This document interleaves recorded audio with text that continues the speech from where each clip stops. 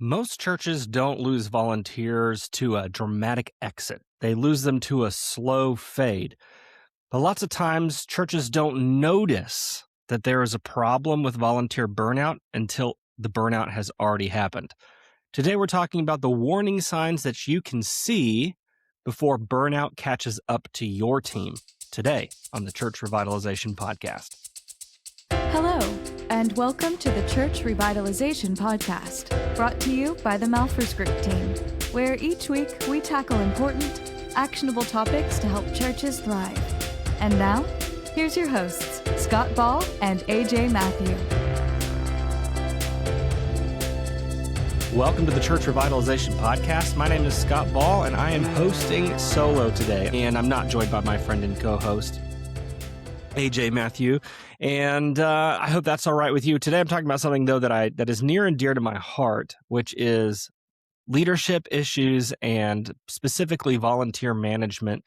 The leadership pipeline process that we lead here at the Malphurs Group is near to my heart and something I spend a lot of time in. So I wanted to tackle a topic that I feel like I could kind of handle without AJ being here, because I've got a lot to say about it. But so today we're talking about how can we kind of see these warning signs of volunteers starting to burn out before it actually happens and mitigate that. So what are some of the strategies that we can use to prevent the burnout from happening in the first place? But before we dive into that, I want to share with you about the Healthy Churches Toolkit. Go to healthychurchestoolkit.com, sign up free for 7 days. We actually have tools inside the toolkit to help you build a leadership pipeline and manage your volunteer teams so that you can help to prevent burnout. So I want you to check that out. Kick the tires on that, free for 7 days. Go to healthychurchestoolkit.com. Also want to let you know about our friends at tapconnect.church, tapconnect.church. This is an incredible tool that you can use to help keep track of guests as they are showing up by using a tap system, these stickers that you use. But one of the reasons why I really love their system, because I know there's a lot of this kind of stuff out there. One thing that I think is differentiating and really helpful is that this system can also be used to track your attendance. So I love the idea of just getting in the habit of teaching our folks to start tapping every week so that we can start to see who's there from week to week. We can start to really get a sense of attendance patterns, which families are here, a couple times a month, which ones are here a couple times a quarter, because sometimes we just don't have that data. It's not like it was back in the old days when you were passing the red book or the blue book or green book or whatever book color your denomination used to have. But now we have a 21st century version of this. We can use this TAP system to not only track guests, which is critically important, but also track our attendance, syncs with your church management software, and there's an incredible portal there just within tapconnect.church. And you can save 10% on any plan by using the code TMG10, TMG10 at checkout. That saves you 10% off any plan. Go to tapconnect.church and check it out. Okay, so I want to start by talking about the warning signs that leaders might miss. There's 3 warning signs of burnout that can be a hint to you that something is going sideways. Because again, like I said in the intro, lots of times we don't even know that there's a problem until it's too late. And once it's happened, it's kind of hard to reel that person back in or help them to recover. And a lot of times when we see people with church hurt, sometimes church hurt is just they got called out and about a sin and they didn't like that, or they just had a disagreement. But sometimes church hurt comes legitimately from burnout. I volunteered for a long time, but didn't really feel appreciated. And I feel like I was kind of taken advantage of and those kinds of things. So this is a real challenge that we want to prevent. Also, I don't know a church that isn't struggling for volunteers. And one of the big, I think, barriers to new people volunteering is they look at how burned out your current volunteers are and go, I don't want to sign up for that. I don't want to be involved in that. So solving this problem is really important. Okay, so let's dive into these 3 warning signs that you can catch the burnout before it gets to the critical level. The first one is this. I want you to look out for the volunteer who has gone quiet. I don't mean quit. I mean quiet. the volunteer who has gone quiet. I want you to look for maybe somebody who used to flag problems, used to push back, used to suggest some improvements. Hey, here's some way that we can, what about this idea? Or I'm having this issue. Can you help me with this? Now they just show up, they just comply. And I think sometimes we take this just as maturity, or they're just a low maintenance person. Oh, hey, they used to push back, but now they're in the swing of things and now they just kind of do whatever I say. And we might perceive that as just they're kind of growing into the ministry or settling in. And I actually don't think that that's necessarily always true. That might be true. You think of it kind of like in marriage. As you get older in marriage, there hopefully are fewer arguments or fewer debates. And so sometimes a lack of that engagement is a sign of just learning to let certain things go.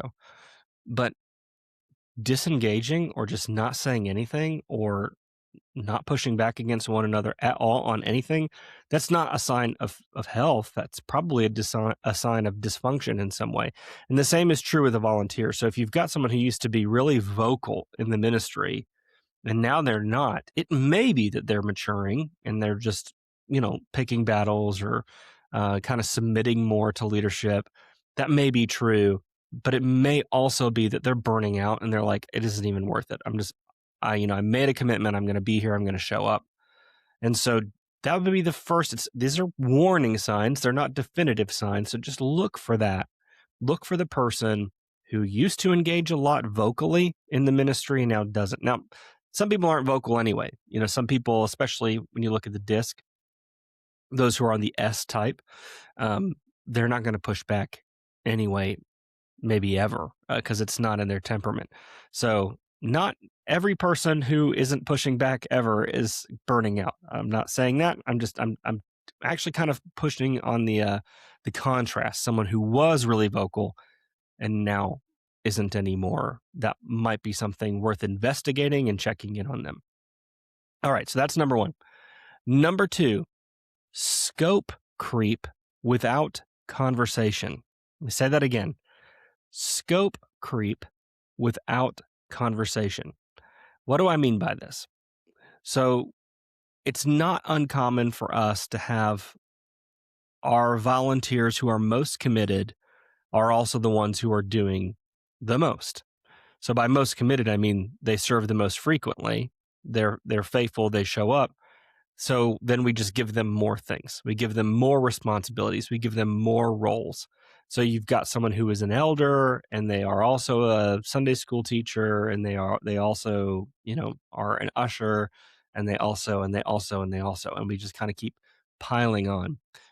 This happens a lot. Many times when I'm taking churches through the leadership pipeline design process, what we discover is that the people who are volunteering faithfully regularly have 3 or 4 different positions. You've got some number of folks who maybe are doing one small thing, and then you have this other number of people who are doing 3 or 4 things and not a lot in the middle. And so what can happen is that you're quietly burning these people out because eventually they just reach a point where they go, I can't do it anymore. And so rather than disentangling themselves from a couple of their commitments, they may just quit serving altogether because they just reach a breaking point where they go, I just can't do this.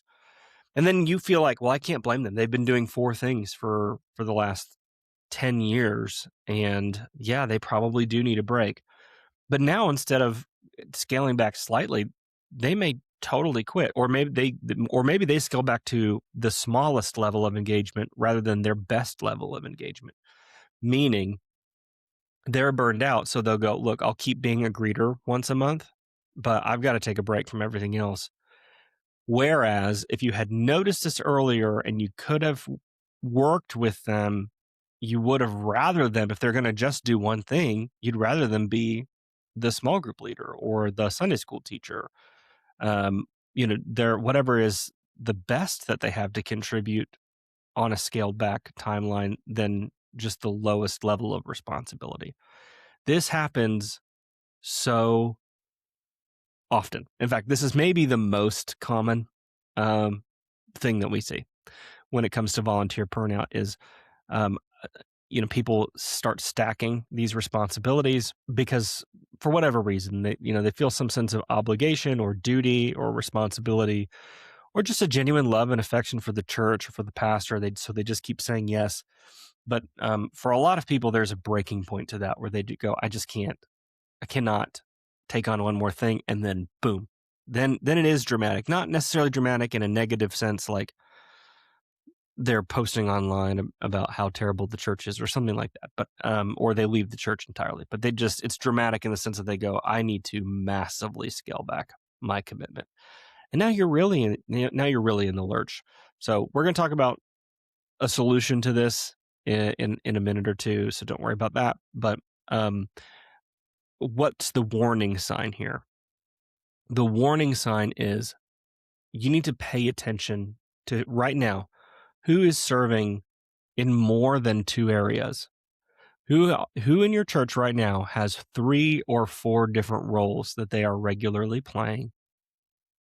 Because that's a list. That is your pre-burnout list.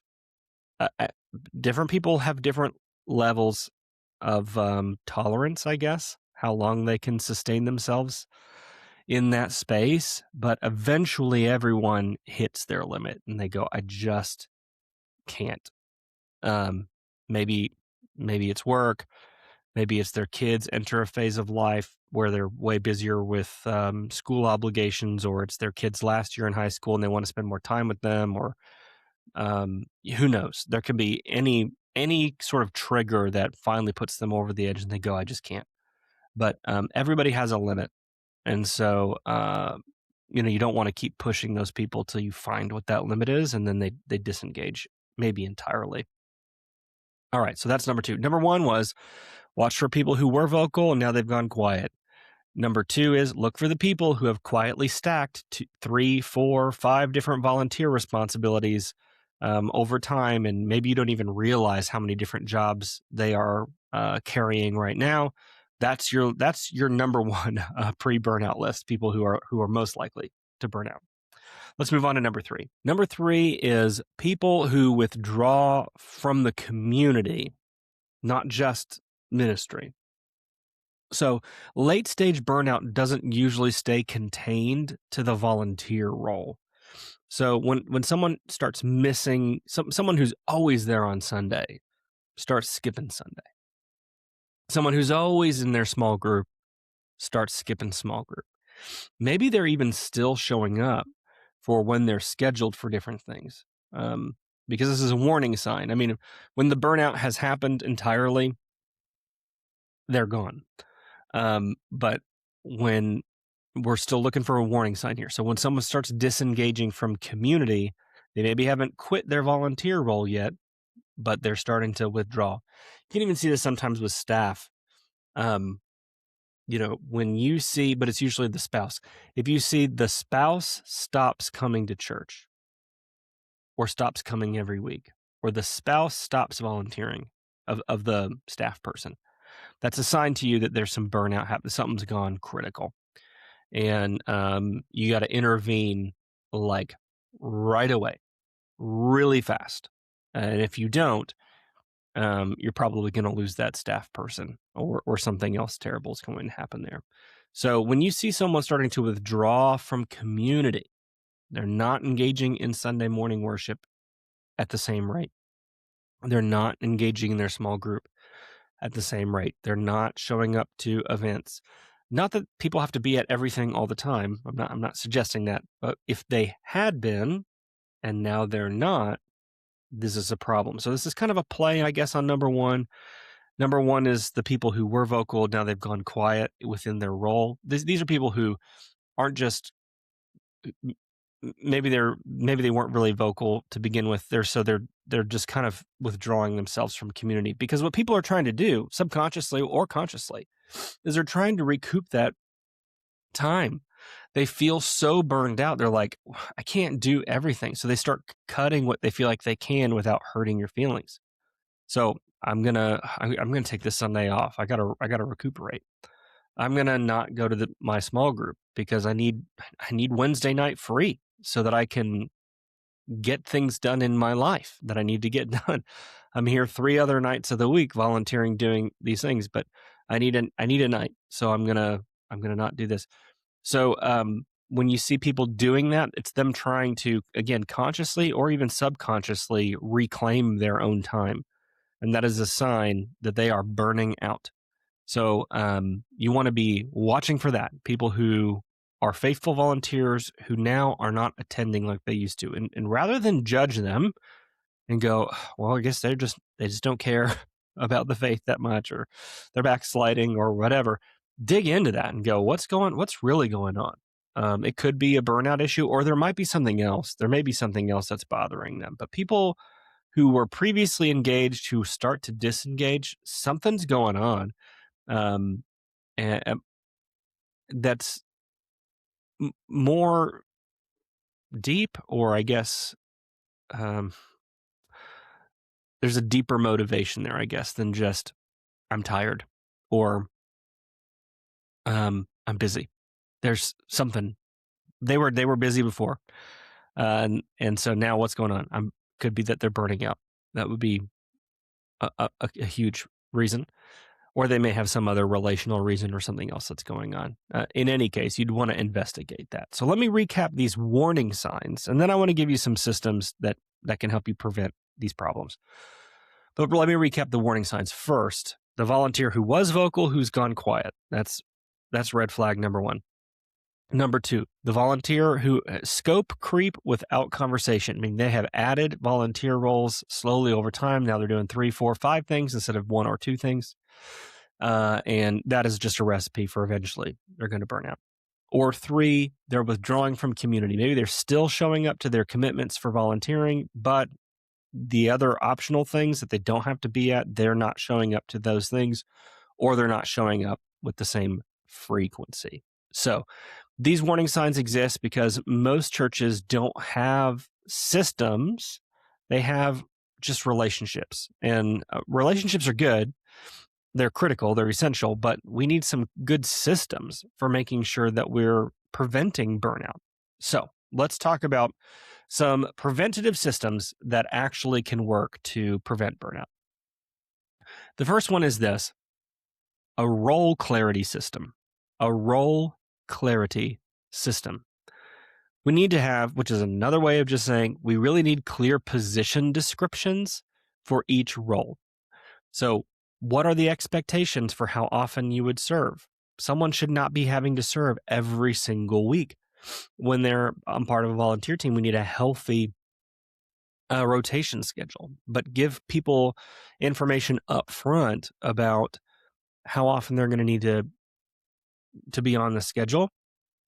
Also, let people know what are the volunteer training requirements for them. What does the position entail? What are the competencies required to be successful in this position? All of these things are extremely helpful in a person being able to say yes to something because they know what they're saying yes to. And I'm often very surprised at most churches don't really have position descriptions for volunteer roles, or some ministries have them within the church and others don't. So I really encourage you to develop these. Inside the Healthy Churches Toolkit in the resource library, we have lots. I don't know the exact number, but I'd say at least a couple dozen different position description samples. So, if you go to healthychurchestoolkit.com and just at least sign up for the free trial, you can download those sample position descriptions so you have somewhere to start. And then you can modify them so it actually fits the reality of your church.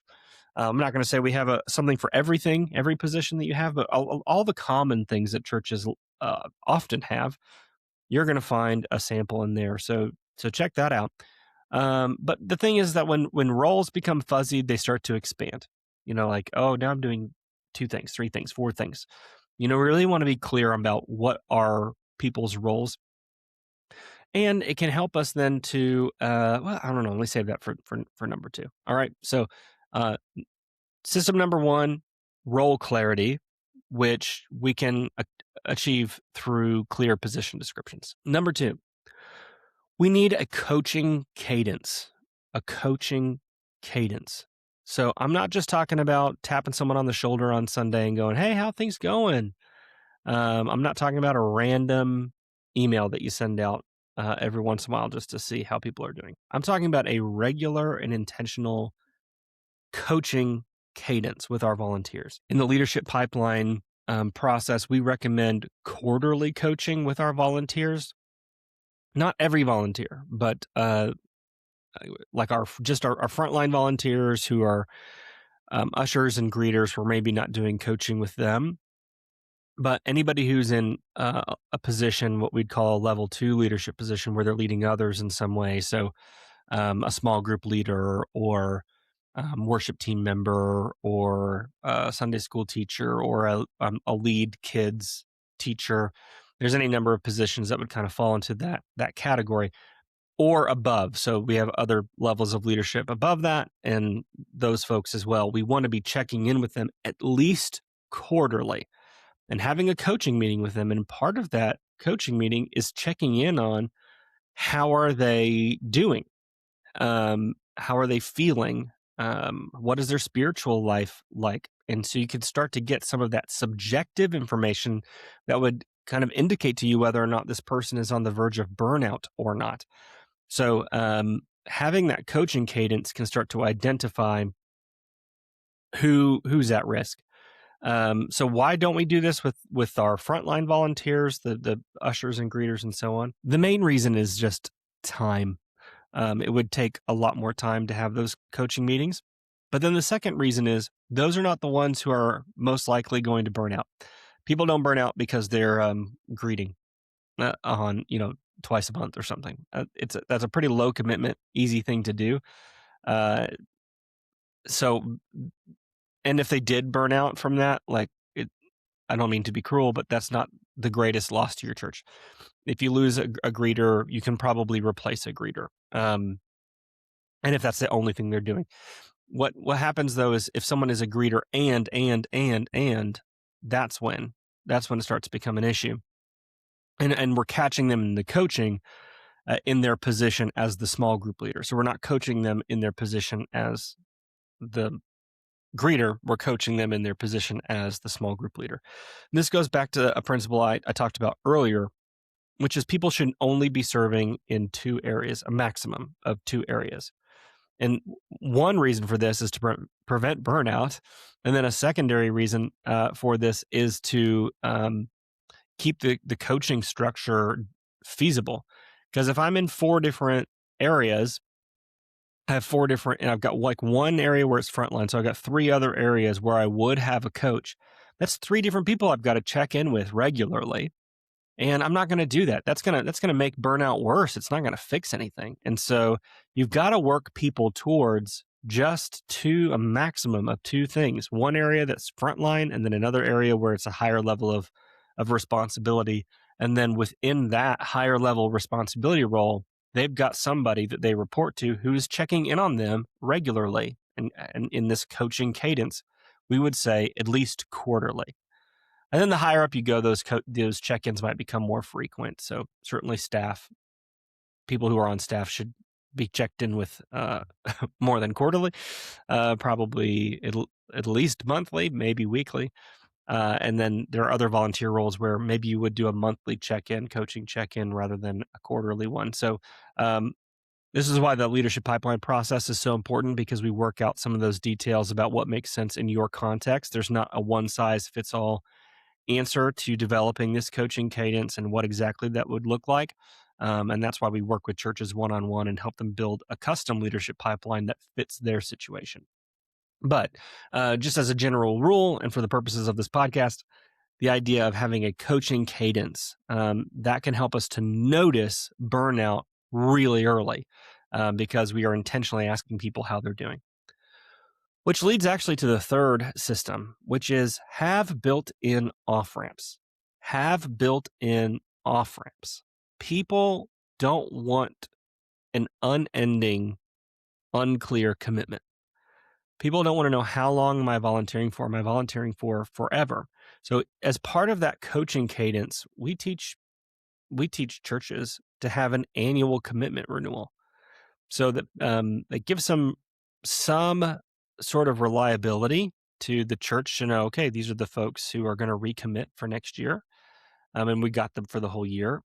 Obviously, it's not a contract with Verizon, so people could something could happen where someone drops off. But generally speaking, people can follow those commitments. But those commitments are only 1 year, and rather than doing like a commitment Sunday, as like a volunteer recruitment drive, I'm less a fan of that. I mean, you can do that if you want, but I'm less a fan of that. I'm talking about more like recommitment as part of the coaching process. So annually, one of those coaching meetings would also be sort of a review, like, hey, how are you feeling about your role? Are you happy where you're at? Would you rather be doing something different? How do you feel about kind of staying put in this role for next year? And having that be more personal and more of a coaching environment rather than a mass fill out this card kind of thing.